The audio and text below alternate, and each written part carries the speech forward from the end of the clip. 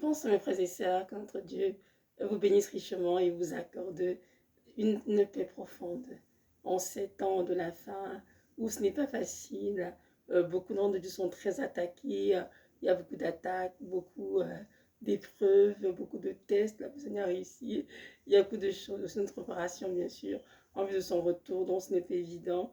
Mais je prie que notre Dieu nous fortifie tous, que nous puissions continuer de grimper la montagne avec endurance et que notre Dieu soit avec nous et que sa paix soit notre partage en abondance. Amen.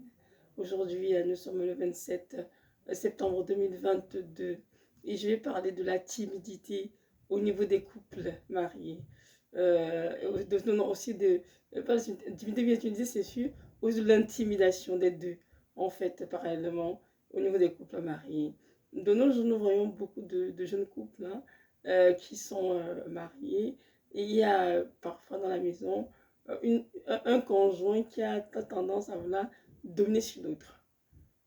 De un, ce n'est pas biblique parce que le mari est supposé aimer sa femme comme lui-même, la nourrir, en prendre soin. Alors, il y a des raisons que le mari cherche de sur la femme. Mais il y a aussi des femmes qui veulent devenir sur le mari et ce n'est pas bien parce que la femme est restée soumise à son mari et d'occuper sa place que lui a donnée. Dans tous les cas de figure, dans l'un ou l'autre cas, ce n'est pas bien. Car là où il y a l'amour de Christ, il y a la paix, il y a la joie, il y a l'unité, il y a la bonté, la bienveillance, et on peut faire des choses en principe. Mais l'ennemi de nos jours a tellement infiltré les couples qu'il y en a qui vivent dans la timidité, il y en a qui vivent dans l'intimidation constante, et ce n'est pas bien, surtout les femmes. Beaucoup de femmes sont intimes dans le couple. Beaucoup de femmes sont menacées et parfois ont des conditions de vie très difficiles. Mais sont en Christ. Je vous dis une chose. L'intimidation a un arrière d'esprit démoniaque, bien sûr. Et ce n'est pas de Dieu. Dans les écoles, dans nos écoles, on défend l'intimidation. Tous les jours, on dit ce n'est pas bien. On nous avons chanté non à l'intimidation, non à l'intimidation. Enfin, c'est très mauvais. Beaucoup d'enfants qui sont venus dans les écoles ont même commis le suicide pour toute la vie, tellement ils étaient mal en point. Alors, nous qui sommes enfants de Dieu, pourquoi voulons-nous intimider quelqu'un que nous aimons? Pourquoi? Ça n'a aucun sens. Nous devons dire non à l'intimidation. Et les femmes qui ont été dans le couple doivent savoir qu'il est écrit dans 2 Timothée 1, verset 7, que ce n'est pas un esprit de timidité que Dieu nous a donné, mais un esprit de force, d'amour et de sagesse. Donc, nous devons savoir qu'être timide n'est même pas de Dieu.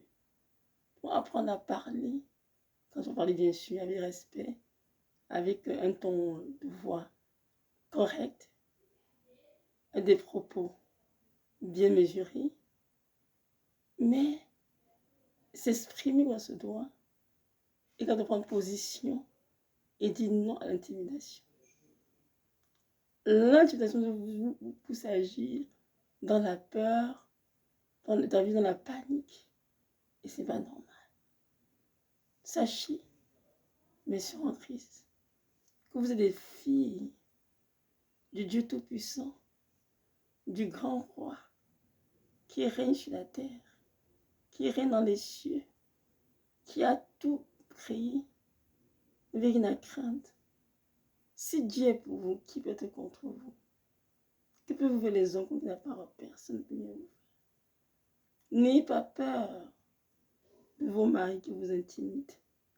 Priez pour eux qu'ils en soient délivrés. Mais restez ferme sur votre position. Et ne soyez pas timide. Non, ne soyez pas timide. Gardez votre position à la maison. Marchez dans la vérité. Sanctifiez-vous. Soumettez-vous bien sûr comme ça se doit. Mais néanmoins, restez avec un esprit droit, ce que je veux dire. Laissez l'intimidation venir détruire en vous ce que Dieu a déposé. Laissez l'intimidation venir massacrer la femme que vous êtes en Christ. Parce qu'on vous menace, on vous intimide. Non, il faut dire non à cela. Et ne pas céder à cela. Faites votre cœur à ces intimidations. Et priez afin que la personne concernée soit délivrée. L'intimidation est condamnée par la loi, déjà. Bien sûr, Jésus-Christ condamne cela aussi. Donc, mes frères, vous qui êtes dans l'intimité de vos épouses, allez menacer, je vais te mettre dehors avec tes enfants, je vais te couper les vies, je vais te faire, je vais te faire, si tu fais ça. Arrêtez de comporter ainsi. Mais aimez vos épouses. Nourrissez-les comme Dieu dans la parole. On va voir que Jésus-Christ est chef de l'Église. Et Jésus-Christ est également le chef de l'homme. L'homme est le chef de la femme. Jésus-Christ prend sur son Église. Et il la nourrit. Donc aussi, homme, prend sur ta femme comme toi de ta propre chair. Et traite-la comme d'un sexe plus faible. Et prends bien soin d'elle. Arrête d'intimider. Arrête de l'écraser. Arrête de la menacer. Au contraire, prie pour elle. Si tu veux dans ta vie, si tu veux te corriger, je t'en prie, prie pour elle. Et Jésus-Christ qui est fidèle la visitera. Non à l'intimidation, mais aussi, épouse, non à la timidité. Car ceux qui sont timides n'entrent pas au ciel. Ce qui est la parole du Seigneur, hein, dans le livre d'Apocalypse, juste le verset, c'est qui dehors les enchanteurs, les timides. Oui, ils n'entrent pas au des cieux. D'être timide, ma soeur, n'est pas une âme de défense. Sois plutôt une femme forte, ferme, qui sait dire ce qu'elle a dit, c'est prendre sa place, tenir sa position dans la vérité, l'esprit droit et c'est tout.